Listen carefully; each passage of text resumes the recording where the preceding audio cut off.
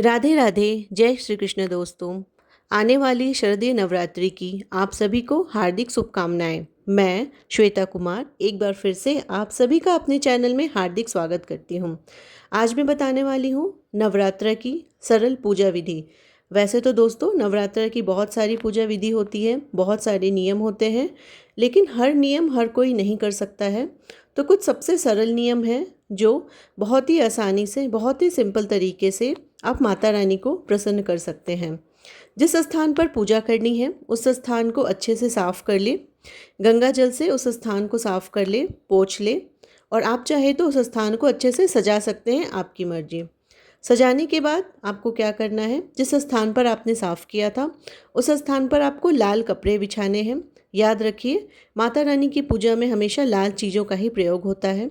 कलश स्थापना करनी है तो कलश स्थापना में सबसे पहले हमें चावल लेना है और चावल से अष्टकमल बनाने हैं। बहुत ही सिंपल तरीका होता है अष्टकमल बनाने का, आप बना लीजिए। तांबे का कलश लेना है। कलश स्थापना के लिए तांबे का कलश ले, या फिर जिसके पास मिट्टी है तो मिट्टी का कलश लेते हैं। कलश में गंगा जल भरनी है, जो मैंने भर रखा है गंगा जल। कलश के मुंह पे मौली धागा बांधनी है। सिंदूर से स्वास्तिक बनाना है। आप चाहे तो रोरी चंदन से भी स्वास्तिक बना सकते हैं, अष्टगंध से भी स्वास्तिक बना सकते हैं। तो यहाँ मैंने सिंदूर से स्वास्तिक बना लिया है।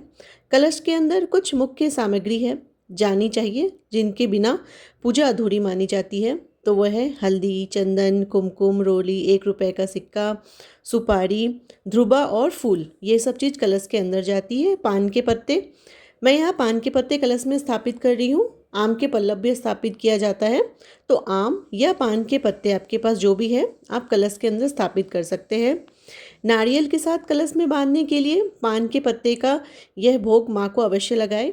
इसमें बहुत ही साधारण तरीके से पान के पत्ते लेना है, सिंदूर का टीका लगाना है और लौंग और इलायची डाल के इस तरह तैयार करना है। नारियल को ऐसे मौली धागा से बांधकर रुपए के साथ पान के पत्ते को तैयार करना है। ये हमें कलश के ऊपर स्थापित करनी है। तो कुछ इस तरह मैंने कलश की स्थापना कर ली। बहुत ही सिंपल है, आप कर लीजिएगा। फिर हमें गणपति की स्थापना करनी है, क्योंकि गणपति के स्थापना के बिना पूजा अधूरी मानी जाती है। तो गणपति की पूजा की स्थापना बहुत ही सिंपल साधारण होती है। अक्षर डालना है, रोड़ी, चंदन, कुमकुम लगाने हैं, गणपति जी को फूल समर्पित करना है, फल समर्पित करना है, और दुर्गा माँ की फ़ोटो मैंने पहले ही लगा दी थी। दुर्गा माँ की फ़ोटो के नीचे फूल डालना है, अक्षर डालना है, माँ की फ़ोटो की स्थापना करनी है, चुंदरी चढ़ाना है, लाल टीका लगाने हैं, माला आपको पहनाना है, और जो भी आपके पास जैसा है आप अपनी श्रद्धा से जो भी माँ को चढ़ा सकती हैं वो चढ़ाए। श्रृंगार का सामान आप अवश्य चढ़ाएं। माता रानी को श्रृंगार का सामान अवश्य सुहागन महिलाएं अवश्य चढ़ाती है, तो आप अवश्य चढ़ाएं।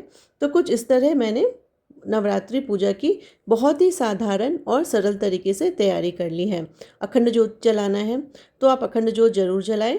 तो इस तरह नवरात्र की पूजा करें। जय माता दी।